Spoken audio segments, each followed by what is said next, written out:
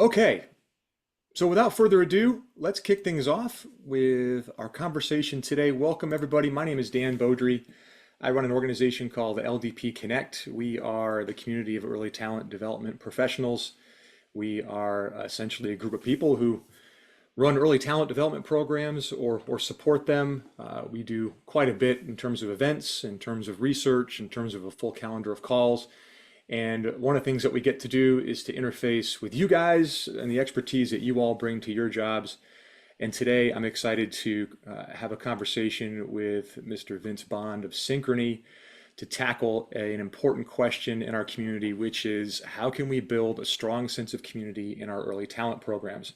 And I'm particularly excited about this call. This is the first in what will be a series of calls that we're going to be running over the next year to tackle some of the big questions that tend to come up perennially in our space. So things like, when do we start a new program? Or how do we measure our program success? Or how do we keep our alumni engaged? And of course, the best answers to those questions come from the practitioners in the space here. So I am delighted to talk to Vince. He is a very, very good community builder. Anybody who's been out with Vince for some social time knows how fun the communities can be that he builds.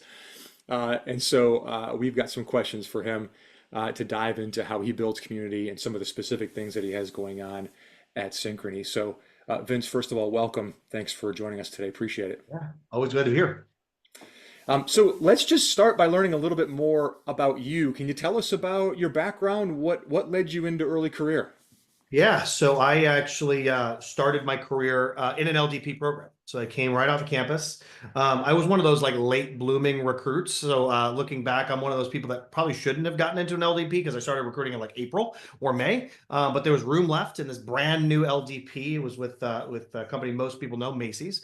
And it was actually in asset protection and security management. So anybody that knows me knows that's not what I do now.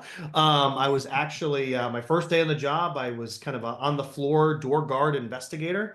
And then I went through a bunch of different roles there. I actually was an internal investigator. So I actually was a certified interrogator for a little while.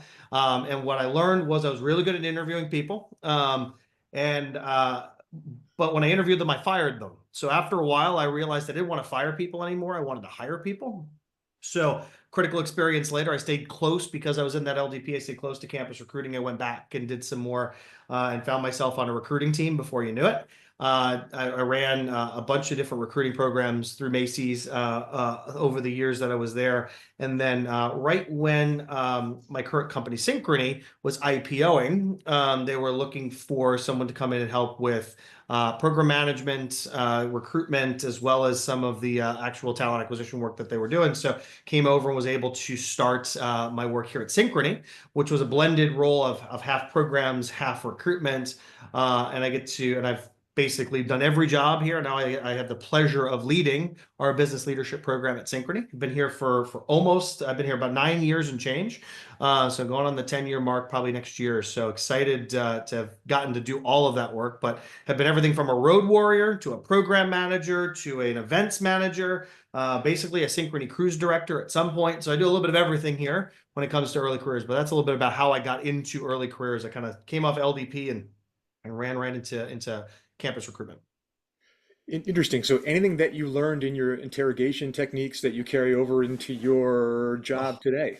I mean, when you look at what interrogation is just reading people and interviewing someone for a job is the same thing. So really now when I do a lot of interviewing, it's a lot of nonverbals that you get to read. You get to read if someone, when they're stretching the truth a little bit, they might be stretching a little bit on their experience. You can read a little bit of that. You watch their eyes, you watch their body language, you watch how they get comfortable or uncomfortable with certain scenarios or questions you put in front of them. So I think as an interviewer, I like to still study some of that. There's actually a show called Lie to Me. If you watch that, it's a really great example of how you can read nonverbals and look at that. So that's really what interrogators are trained to do, is just read people better. So it actually makes you great at not just program management, but just dealing with leaders in general. Yeah. They all have their own ticks and quirks. If you can pick up on them, it makes things a little bit easier. So it's definitely an interesting foundation that I had to start my career. Well, certainly being able to read people, that sounds like a skill that's useful in building community, right? And finding what's useful to them and what makes them tied to that community. Um, Can you tell me a little bit about what community means for your programs or for the the part of the organization that you run? what kind of things are you looking for from your community? Yeah, so community, right? As I think about what community means to me, it's about creating just an overall identity for what you're trying to accomplish. And I boil it back. We're all in campus. We all know this. We're in early careers. You join a university, right? If I'm joining a university, I'm in the business school, or someone else is in the engineering school, someone else is in communications, right? We all have different things that we look for, but we all have the same school pride. We all have the same, hopefully, if the school is got that sense, right? Strong communities, strong universities have that sense of pride, that sense of showing up, that sense of wanting to be an ambassador and doing that. So as I think about community for me, it's about reverse engineering that. Like I went to a school, Quinnipiac, shout out to all my Quinnipiac alums that are out there, right? That sense of community that I had, and I want to go back. I want to give back. I want to engage. If I'm a strong member of that community as an alumni, I want to continue to engage even after I leave. If I'm a really great professor at that school, I give back into my community, right? So as I think about making it real for folks that are in this space, I go into that conversation around, I'm going to use universities as a great example, but for me, when I think what it means for us, there's four kinds of community. I don't just have the participants that are the ones that are in the program. There's an alumni community. There's my leadership that have a community. There's also the assignment leaders that have a community. So I think each has their own needs. They're each important in their own way, but there's an investment to that. But it's also, when I think of it, it's your front line or first line of defense against reneging, against leadership dropping the program, against anyone kind of questioning the direction that you want to go in. Because if people have that sense of, you've got the right place, I want to be a part of this, they're more invested. And that's your front line to make sure that those things stay strong as you go throughout development and the maturization of the program from maybe year one when it's built to 10 years later. Yeah, you raised some good points about how the sense of community helps you tackle some of the things that plague us, like reneges on offers or people just being disengaged and leaving. There's some interesting research. Some of the people on the call and in the community may have heard about this, but there's some data that we've pulled that shows that a sense of community, the strength of that sense of community within a program, is positively correlated to a lot of the metrics that we use to measure program success. Yeah. So we find a lot of people really trying to make this work. Um, so can you talk a little bit about what some of the things are that you might be doing or your team might be doing to foster a strong sense of community Yeah. in the programs that people are in? Yeah, and I'm sure as we go through this, I'll have 100 more examples. I'll give you one so I mentioned four groups. So I'll mention four quick examples of how I would think about each one. So for participants, for example, so I think about the on-program participants. I have a participant-driven approach. So as I think about the events we do, the community building we do, the things that we engage in, I want the participants to be the ones driving that. It's one of the reasons it's so adopted is because it comes from them. So we have a committee built approach. So we have basically 5 different committees on program development, community, recruitment, engagement, communications, and then I got a committee chair. It's like school clubs and organizations. Each one has its own little identity. So if I'm interested in recruiting, I join the recruiting committee, and then they can give back in a bunch of different ways. The development committee has a newsletter. They do a podcast. They do all these different things. So they're creating within that small group their own sense of early careerism, and they have their own like side hustle job, but they are doing it because it's directly aligned to me as the leader. I've aligned all of those committees into my core structure of how I run my program. So each one I can just drop in and say, hey, this year strategically with recruiting, we're doing this. This year strategically in development, we're doing this. So those committees are able to execute some of my work and help my team do all the things that we want to do in terms of running events, calendarization, without us actually having to do it. All we've got to do is fund it and make sure it's happening. So on the participant side, that committee-driven approach helps. For my alumni, how do I bring them all together? How do I make them feel connected and feel special? Every year we host what's called an alumni all hands. I say I want all of my alumni to be invited either centrally to one location, and some years we're going to do it regionally and go to them because sometimes travel budgets are going to be tight, so we want to make sure we're there. So I might have an event where I'm bringing folks together, and for alumni, they just want to feel special again.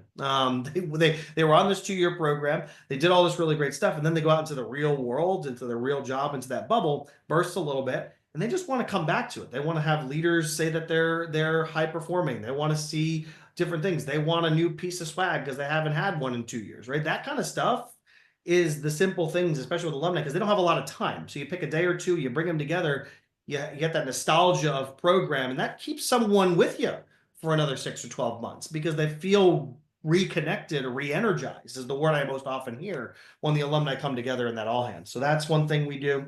For leadership, my philosophy, it's called glass house leadership. It's transparency. We host an office hour every single week, and every single week out of about 65 leaders in my track functional leadership, I've got 10 functions we recruit for across the business and run. At about 60 or so leaders, I'll have about 35 to 40 attend every single week, just talking, sharing best practices, hearing the questions, making sure that we're engaged. So those kind of things are critically important just to create transparency with that group. And then on assignment leaders, really what we do there, and I'm sure we'll talk about assignment leaders as we go through this afternoon. It's around recognition, just making sure that that group is recognized the right way. And then we actually train our assignment leaders more than we do a regular just manager. We'll actually give them specific trainings specifically for them to make sure that we're elevating them, coaching them, getting them to that kind of mentorship and coaching that we expect, because our BLP program, as we think about the North Star of our program, it's accelerating future leaders into big senior leader roles in the company. We are trying to get folks into the top 300 in our company. So we think about the bottom line of our program. We need assignment managers that can coach to that level of skill set. So we actually have to upskill, and we spend a decent amount of time training and developing our assignment leaders outside of their day-to-day job. If I could dig a little bit more into that assignment manager side of things, Sure. and I know a couple of years ago you gave a presentation at our annual conference on kind of how you've built community among assignment managers. And I think there's a lot of people in our space that struggle with that because of I guess how dependent you feel on assignment managers and trying to get them to kind of buy in to doing things like extra training or the things that you're asking them to do. Yeah. How do you and I didn't give you this question beforehand, so a little bit of a Oh, you side got it. throw here, but how do you make sure that your assignment managers are bought into what you're doing to the extent that they're going to do the extra things that you ask them to do? Yeah. Well, I think the buy-in, and sometimes it's voluntelling because the buy-in has to come from the senior leadership, has to come from the folks that are identifying those assignment managers. So for me, the way it works is we actually go out, we have the 10 different functional areas. I have the functions go out and source those leaders. So we're identifying, saying this is an important role. This is a leader we feel have this characteristic. So creating an assignment leader job description, assignment leader profile, the specific thing you're looking for, and then also very clearly saying in that profile, in the job description, here's the time commitment.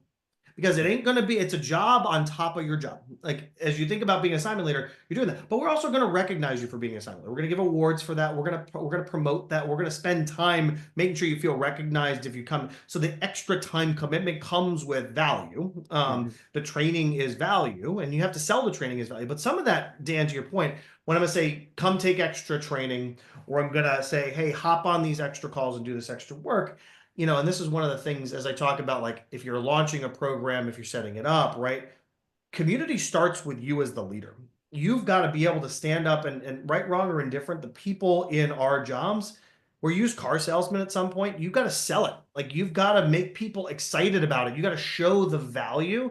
But at some point, it's on you to connect those dots for them. They're looking for connection. They're looking for ways to do it. And they're looking for ways to do it in a simple way. So you got to blend it in. So like from a learning and development perspective, we might have one training that's like 2 hours long that they've got to attend. We struggle to get some folks to sit in there. We got to put butts in seats. We got to Yeah. give multiple options to make sure it fits schedules. But then we also do things like Harvard Spark.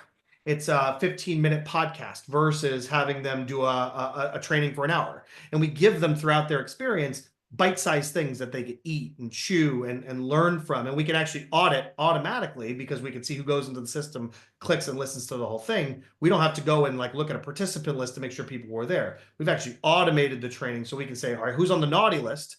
And then if an assignment leader is on the naughty list twice or 3 times, sorry, you're not getting an assignment next time. So we're able to actually exit assignment leaders if they're not producing for us. Our organization is bought in to say, if you're not an assignment leader that's showing up and doing the job as per the job description and given the time that we've asked you for, you're not going to get this resource for 6 or 12 months, which this resource is going to help you, especially in a time with tight headcount. Getting an on-program participant is like free head. Like how do have free headcount? Like how do I get that person? And these are high-performing early careers leaders. It's a job people want. So that's where we actually say, listen, if you don't hit the certain threshold or what we're looking for, the door's over here. We can very easily exit you as an assignment leader. You got to be okay as an organization pushing leaders in that way. So I had to get a lot of buy-in from our HR staff and from our track leadership teams to make sure that they're aware that we're going to raise the threshold and raise the standard of what it means to be an assignment leader, because that's the day-to-day face of synchrony to our participants. So it seems like the strong community that you've constructed is a beneficiary of the quality work that people have done and the brand that the program has established. So that now, if you want to be a part of this good thing that we've created here, here are the rules, or kind of here's our ask. So it sounds like they go kind of hand in glove there. Mhm. When you're bringing new people into your program, I know this sort of quick engagement and getting people wrapped in to the community of the program itself. Are there any things that you might highlight as to what you do when somebody accepts an offer? What happens next there? How do you wrap them in, make them feel like they're part of something bigger than themselves? Yeah, no, I think it's a really interesting question, and it goes back to it's before day one. To your point, they sign an offer. The second that someone like signs their name next to your company, like they're your responsibility now, and that's the way I think about it. Like they are from let's say we signed an offer in as early as August, and they're not going to start until June the next year. Like I've got from August to June a responsibility to that person to make them feel special, and what I find most often in that pre-hire space and to simplify it is most important. What allows someone to not want to renege, especially in this generation, they want to feel like they have friends at work. So it's building, if I had to simplify it for folks, I say, how do we build friendships? How do we make sure Hmm. that they feel that there are people like them or people that they want to be around, whether it's a current participant, whether it's a leader, or it's just a peer that signed an offer with them. So those are the kind of things that if I were to say like, how do we think about doing it? It's making moments. So like we'll have, our keep in touch strategy is a huge part of what we do. There's like a Valentine's social event where we do like a Valentine's Day event. You meet your buddy who's your Valentine. It's their offer letter buddy, and you get to have lunch with your buddy for Valentine's Day. It's a simple thing, but you're making, instead of just putting an offer letter and a buddy on the offer letter and say, reach out to this person randomly between now and start. You're saying the buddy has 5 to 10 events that they're going to attend with their person to create a relationship. And that relationship is just going to help them feel more welcome, right? We'll also do some other things. Like I think about pre-hire. We're blessed. We run an event called Sync Up. It's an event for pre-hires. We bring all of our incoming interns and full-time hires together, typically around April. They'll start in June and July. And what we'll do is we'll actually take them on a 4-day weekend retreat to one of our Synchrony locations. So we'll fly them into a location, and that week is like welcome event, Synchrony day. It's like learn about the company, learn about the values, meet people. Saturday, social activity. We'll go to like a soccer game. We'll go to a happy hour. Go to Top Golf. Right, fun things. It's just moments to be together on the weekend, and like that's what you do with friends. Like that's you have to mimic the environment that you want them to feel a part of. And then when they come and join us, you got to stay consistent. You got to host networking. You got to host that work. So you got to calendarize some of that and calendarize the touch points, because I think what I've learned about this group and especially like pre-hire day one, week one, they're still the generation demographics of participation trophies, right? Where like they're just because they're there, they want to feel like they get something special. So I've learned one thing about participation trophies over the year: they're cheap. A swag, a notebook, even if you can't host an event, just sending something that says, we're thinking about you, you matter, we care, is really important. Even if it's a customized note from a leader, like those things help people feel like they're a part of something bigger than themselves. And that's what community is. So it starts with friendships. It starts early on to incubate that pre-hire, but then when they're here and they walk in the door, you've got something that is substantial. It's a community. It feels like something bigger than them, and then they join that. But they feel like they could step into that on day one more confidently if they've got all that pre-work done. So that's how I think about pre-hire versus joining. And when you're here, stuff we do when they're here is even more meaningful. But the pre-hire stuff just gets them those connections so that when they walk in the room, they're not alone when they Yeah. join that. It's when they walk into this bigger, broader program with leaders in it now, they've got a friend to their left that they were at Sync Up and says, hey, is this scary for you too? Because it's a little nerve-wracking for me. And they're not alone in that. So that sense of confidence comes with early community building. Yeah, and I having seen your sync up event, that's a pretty innovative, powerful thing. You can see people walking out of that event thinking, "Wow, I'm part of of something pretty cool, especially when one of the instructions for one of their activities is, I want to see the energy at 11. Yeah, right. That Up was- here. Up here. they were very pumped at that event. So one of the things that comes up often regarding community is uh, a fear that some program managers have that the stronger the sense of community, if you're in a particular program, the more isolated you are from what's going on at the organization. You know, we want you to feel good about being in this program, but not necessarily like you're better than other people or better than the people who aren't in the program. And we don't want the people outside the program looking at you sort of ruefully as if, you know, you think you're special. So are there times when a sense of community can be too strong? And how do you know? I think there is, right? And I think it's one of those good problems to have.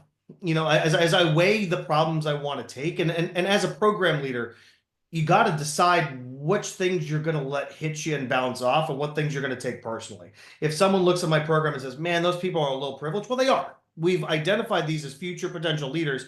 And because of that, I've got to invest a little bit more.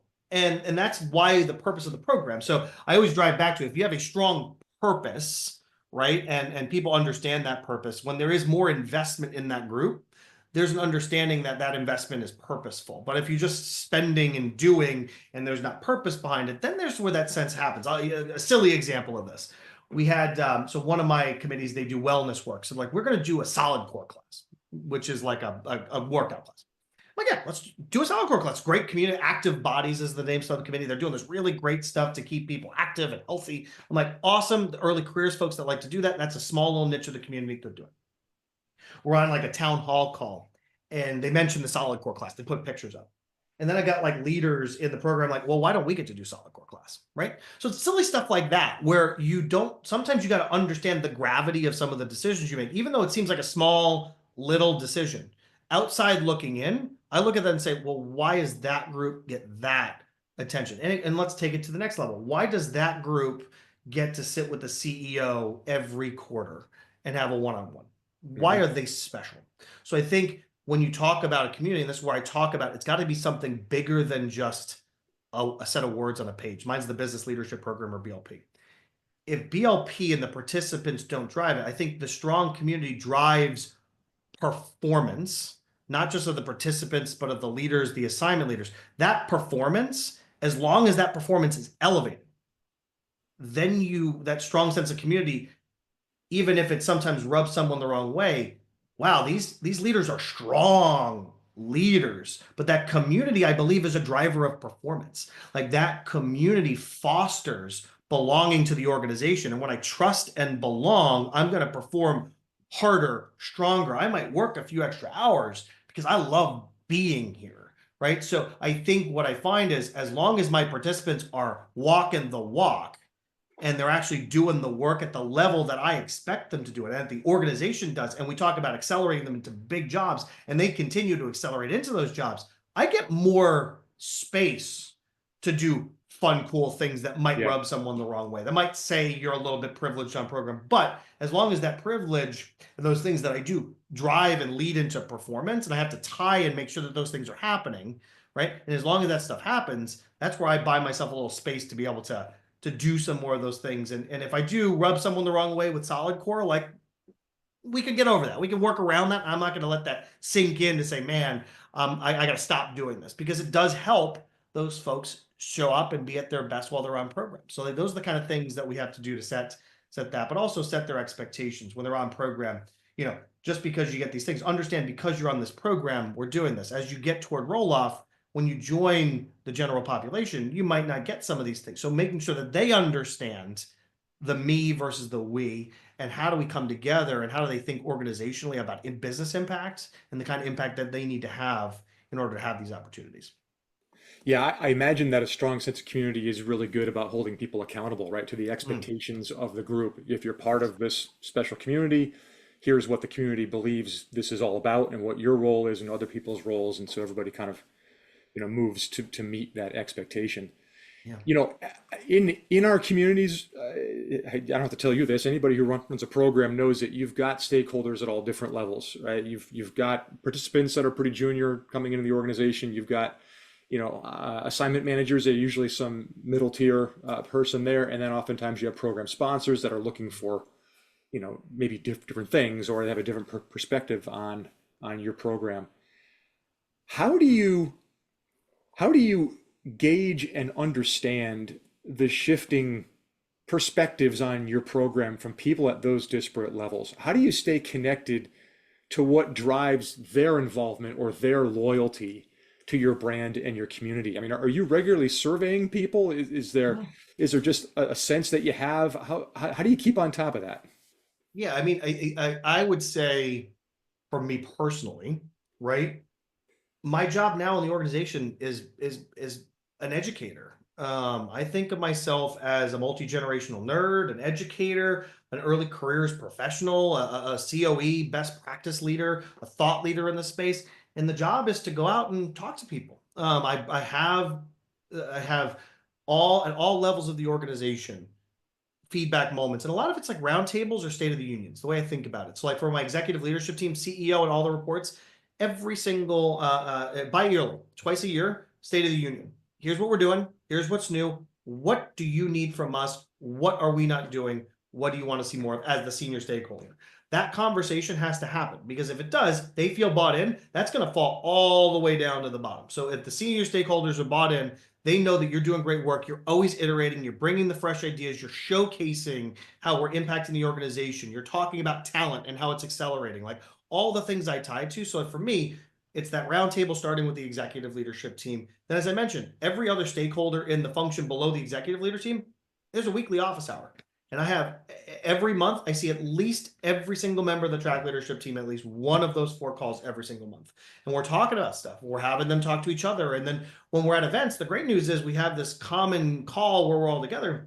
When we do an event, they all see each other. They have a great sense of who they are. They know the other functional leaders that are cross-functional. The finance people know the audit people, who know the marketing people, who know the data analytics people. So for me, that sense of community falls down. And then as I keep going down the list, it becomes more roundtables for me as a program leader. I just got to go listen. And you got to understand that like things are going to come in communities. People are going to want more. They're always going to want more. They're going to want more out of you. Or they're going to have their thought or their complaint. And there's certain things you're going to act on and you got to act on, especially when it's participant driven and it comes from them. And there's certain things that you're going to want to table. And then that's where I think the shifting comes from, the org wanting to always be in flux and change, and these participants always wanting to do certain things, and the leaders always wanting to. I mean, my favorite every year is, can we roll this participant off the program early because we found them a job? No, you can't. Like, and that's an absolute no for me. You can't do it because the program's 2 years long, and here's how we built it, and we've got to like. But every year I get the ask, no matter what happens, and until I host an off-program call and I'm explicit with that group saying you can't roll them off, the question's going to come up every year because people are going to be intrinsically, especially in an organization, intrinsically self-interested. So for us, my self-interest is what's in the best interest of my participants, and I have to protect them first. But if I bring more people into that bubble and they're all a part of that conversation, they all have it. I go back to, as a program leader, you've got to talk the talk every day. You've got to be the brand. You've got to be the representation of that community. If it's high energy, if it's highly engaged, if it's wrapping your arms around people, whatever that looks like, however you've got to show up, but you got to show up consistently to your executive leaders all the way down to your participants. You got to bring the same energy level, the same tone, the same message, because if you don't, you'll have a disconnect somewhere, and that's where it starts to fade. So to me, it's about being consistent as much as you can. Yeah. Yep. That makes sense. That makes sense. So, I mean, this is all great stuff. I have just one more, I guess, more specific question, and then I'm going to see if anybody who has joined us on Sure. the call here has questions for you too. Um, there are often new programs being created in our community, as you know. You and I have had conversations with people, across the country that are either building a new program or are revamping an existing program. Yeah. To those people that are going through that process, is there any piece of advice that you would share to them on something critical to do in the beginning stages of this new relaunch or this new program that would help them get that community strong from the beginning? Yeah.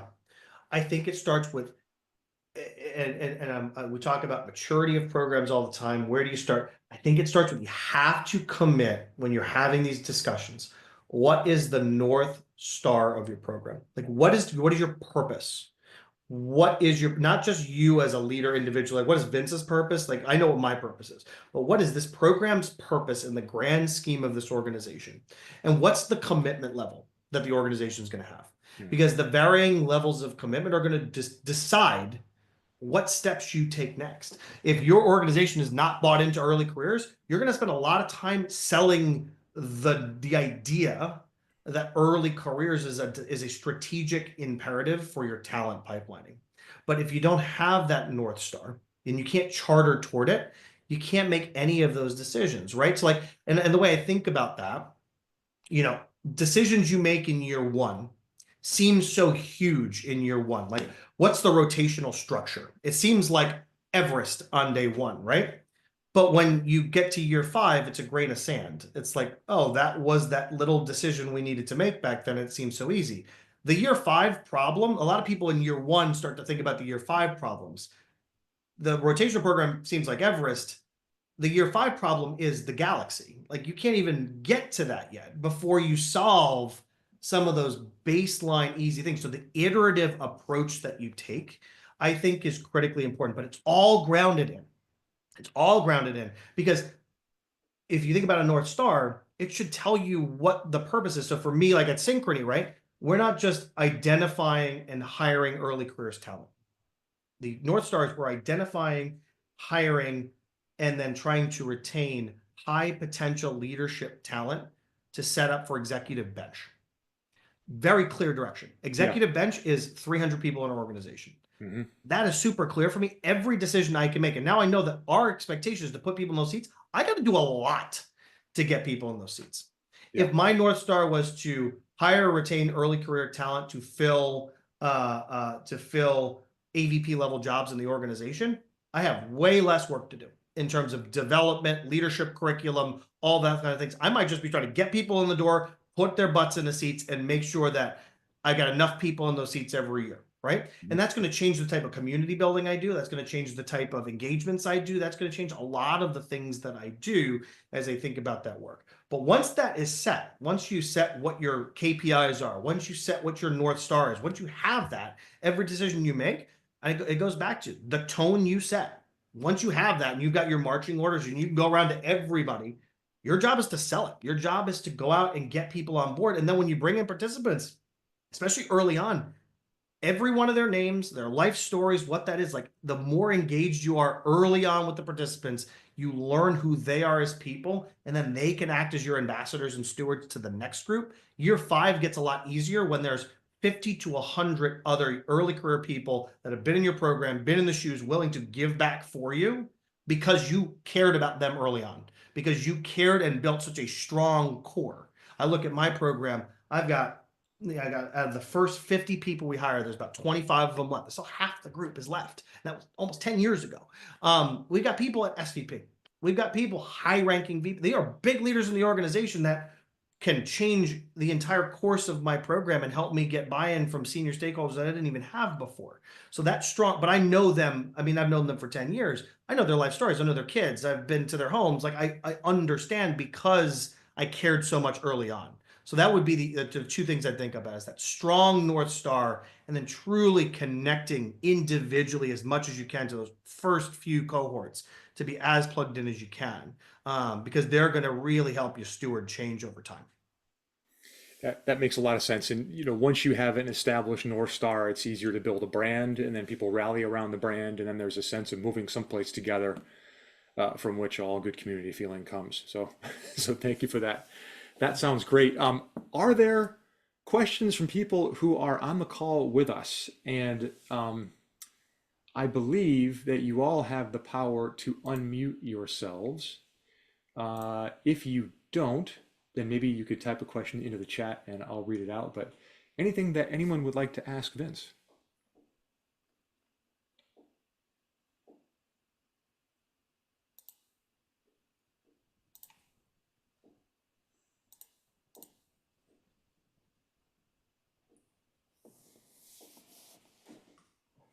Okay. Yeah, and they might let me off easy. We'll see. You gave them all the I think I answers. saw Julia might have come off mute. I came off mute. I Oh, just there we was go. wondering, did you start your program from scratch? Like, was there another program? Go, did you come into an existing program, or did you just start it Yeah, so we when you came in came to from a parent. Synchrony? Yeah, it's a great question, Julia. So we came in from a parent company's program. We took, I would say, about 40% of the infrastructure and use that. What I would tell you today, how much of the infrastructure remains? 5-10%. There's some pieces of the structure and component and design, but I would tell you we've continued to chart away from that work. And because as I look at it, a lot of the parent, as I think about my parent company and what it was before and what we are at Synchrony, right? The participants have gone in. The culture of this company is completely different. The early careers direction, who we are now. I mean, 10 years ago, you think about millennials back then, what their needs are versus what the needs are today. Structure, design, timing of rotations, the ways we communicate, track leadership, the trainings we do, all completely different. How we do trainings, in person versus virtual versus experiential, right? A lot of those things have shifted because the participants, and as I talk about a participant driven approach, they've kind of talked us through where we've needed to go. They've made the roadmap for us. So as I look at it, there's probably some if I think about some of the infrastructure, the design, the way we've structured the teams, like that stayed the same, like the 10 functional components. But other than that, the 10 functional components and some of the baselines of the program, most of it has been either completely built from scratch when we started or has been rebuilt and retooled over a 10-year period of time. Got it. Thanks. I have one other question, unless someone else has one. I don't want to take up all the time. No, So, sure. Go ahead, Julia. Go ahead. um, so your structure sounds great and the participant-driven approach. I love that. Do you have a staff that's just working for you in terms of like making these programs go, or do you have folks throughout, embedded in the various, stakeholder groups who are helping with that? It's a great question. So in terms of what my team looks like, I'll give you the history lessons very quickly. The history lesson was for a couple of years, it was me and one or two contractors doing all of the work on recruiting, program management, and all the work that we just talked about. Most recently, I was able to build that team. So now I have one program manager that sits and looks at 10 of the functional areas. So 10 functional functions across the business. Each one of those functions has a functional leadership team. So those are folks that I work with the senior stakeholders from that function to identify like a track owner, someone that owns the functional engagement plan, track manager that focuses on managing the day-to-day communications operations, track recruiting manager that helps us on the recruiting side, track L&D manager that creates an L&D plan for that track. These are all volunteerism roles in the organization. There's a track HR manager that focuses on HR functional support within that function. So my team from the center, so me and the program manager, we oversee essential learning curriculum, events curriculum, all the work that we do around the BLPs. We put them in individual functions. Those functions help us identify the roles and then run functionally led engagements as well. So you kind of have BLP is kind of the overarching with all 10 of those functions kind of plugged in. Each one has its own small best practices, own identities as we think about the kind of things that they do. But we try to drive best practice and consistency through those track leadership teams and all of those roles that I mentioned. There's about 5 or 6 roles per team. Every one of those tracks have the same number of roles. They all have the same expectations. My team knows if I've got a development need in technology, who do I go to talk to? If I want to talk about recruiting and finance, I know who to go talk to. So by building that infrastructure within the functions and having them being volunteers that want to help drive this program, it helps me and the one other program manager oversee about 100 participants at any given time on the program. Okay, great. No, that's really helpful. Helps me envision it. Thank you. You got it. Hey, Vince, just want to jump on quick and say thanks for the great info here. Honestly, just really good feedback and thoughts. You also just mentioned 100 people. So I'm also in a similar situation where the program that I'm running or used to run also now have a supporting co-lead. We're at that 100-person mark. And how do you feel community driven like activities or community building changes at scale? And like, I don't even know if it really does. A lot of the same activities and community building strategies would apply with 10 people versus 100, but there is a shift in that community because it is so large now. Do you feel like there's any change that you make when you have such a large group? And then on top of that, do you think that change gets worse if they're geographically split up? So like the program I run is across the whole country. So none of our people actually work next to each other. We meet up multiple times throughout the program though. Yeah. Yeah, David, it's two really good questions. As I think about size and scope and how that impacts the community, sometimes I feel that, you know, size and scope actually creates a better, like the larger the group, the more diverse backgrounds, the more diverse people, sometimes the more diverse the functions, right?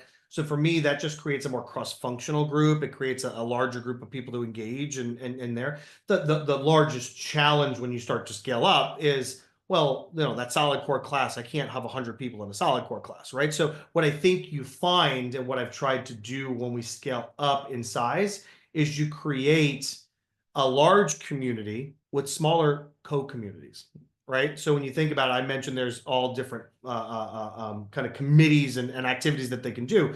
There's wellness, right? We've got sound minds and sound bodies, right? So those are two separate communities in wellness. And I'd say about 25 to 30 people in each one of those groups. And those folks are doing their own work. I've got an engagement community. One of the groups loves Broadway. And we've actually allowed some folks to go down to Broadway, and we have a whole group that just engages around Broadway. And it's a small group of about 25 people, but of the 100, right, that group gets its own kind of space to feel comfortable and safe, and people are like them. But then we'll have global events where it's across all of the different groups, and we bring everyone together for trainings and development and conferences. So I would say is, as you scale up, try to create spaces where you can create niches, smaller pockets where you don't have to have 100-person events. And that's not including all the alumni work where we've got 200 alumni. So if I had to bring all my participants on and post program together, those events are massive and at scale can't be repeated more than maybe 1 or 2 days a year. But if I've got smaller moments for people to plug into a sense of community and things for them to do, or things to go and engage on, it helps them as I think about that work.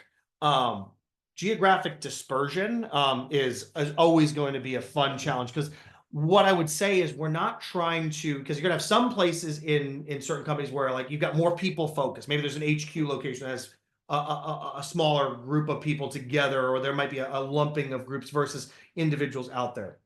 So typically in that, it's about not trying to be the same, but to drive as much consistency as you can. If you're doing certain things in your HQ location or in a larger location, how do you offer others the opportunity to do that? How do you offer others the ability to connect and do that? How do you bring people into the room if you're doing activity? Like if I'm doing a book, so we had a great example. We do a book club, and the book club is with our executive leadership team. So CEO and the entire direct reports. Every other month we have a book club in which one of the executive speakers picks a book.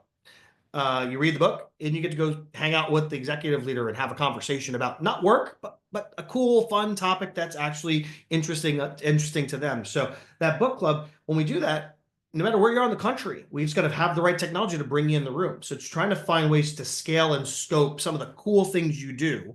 Because like if I do a pottery making class, I can't do that in 30 locations I don't want one person making pottery on their own. That might be an HQ location activity where when you're based in HQ and you have that experience, it's there. But all of the other things that we do, mentorship programs, senior leader speaker series, book clubs, stuff like that, you got to make it accessible and consistent so that people feel that they're all in the room at the same time. But David, you mentioned too, you have to find moments where you can intentionally bring people together, in my opinion, in person on a program. And however you have to find that in a budget to make it happen at least once a year is critically important, because that connection is what makes them feel nostalgic. It's what makes them feel connected to friendships. It's what helps them build that network that's going to help them stay sticky, because a lot of times you got to keep them sticky for a little while, especially with Gen Z. 5 minutes seems like an eternity. 5 years at a company seems like a death sentence. We've got to find ways to make 5 years feel like 5 minutes. And a lot of that is through having people that you like to be around. And the times you like to be about, I talk about being kind of making a friend-like feel. So those are the kind of things I would think about scale, as well as diversifying over the country. No, those are awesome thoughts. Yeah, I totally agree. You know, I went through a period driving programs during COVID where all of our in-person stuff stopped, right? And you can tell the difference between those cohorts and the new ones where everything's in person together. So yeah, no, thank you for the thoughts. That's super helpful. You got it. I think Thank I you, saw a Vin. question, Jan. It was, can you please repeat the 5 participant-driven committees in the BLP program? Absolutely. So there's wellness. I've got engagement. I've got development.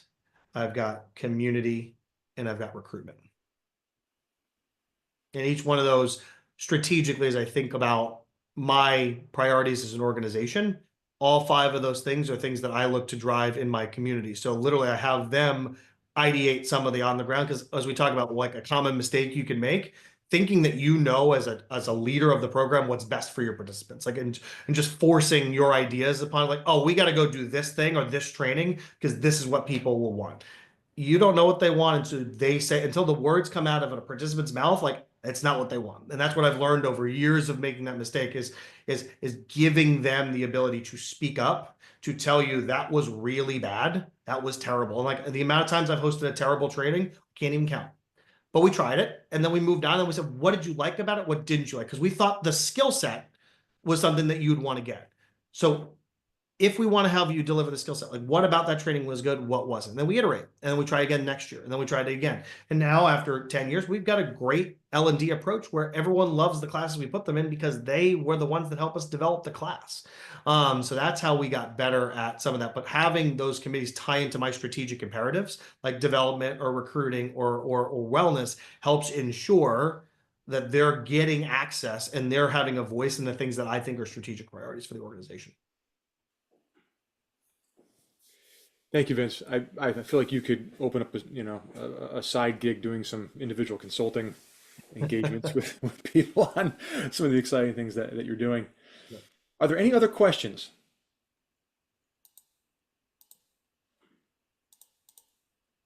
Okay. Well, I want to, just before we wrap it up, I want to first thank you, Vince, for taking the time to share the wisdom with everybody here. You and I have a number of different touch points throughout the year, and I'm impressed always when we meet, and we always have a good time. So I think clearly you've done some exciting things. Thank you for sharing them with us here.